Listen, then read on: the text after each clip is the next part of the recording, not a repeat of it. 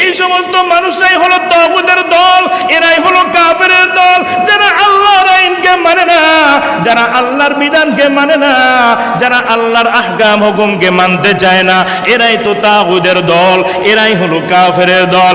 এখন বলেন, আমরা যারা আগে ভাগে আসতে পারলাম, আমরা তাগুতের দলে থাকবো নাকি আমার আল্লাহর দলে থাকবো? আরো জোরে বলেন।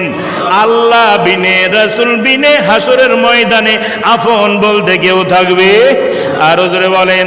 মার জন্য কত কিছু করছেন, বাবার জন্য করছেন, সন্তানের জন্য করছেন, পুত্র বধূর জন্য করছেন, নিজের স্ত্রীর জন্য করছেন। নিজের স্ত্রী পর্যন্ত হাসরের ময়দানে পরিচয় থেকে দূরে চলে যাবে, পরিচয় দিবে না। সন্তান পিতামাতার পরিচয় দিবে না, পিতামাতা সন্তানের পরিচয় দিবে না। আল্লাহ বলবেন, ওরে বান্দা আয় আয়, ইমানদাররা আয়, আমার রাসূল পয়গম্বর থাকতে কোনো টেনশন নাই, আমি আল্লাহ থাকতেও কোনো টেনশন নয়। আর যারা তাগুতের দল, আল্লাহ বলবেন, আমার রাসূল পয়গম্বর বলবেন, ওদের দিকে আর ভ্রুক্ষেপ করব না, তাকাবো না, এদের জন্য চিরস্থায়ী জাহান্নাম দিয়া দাও।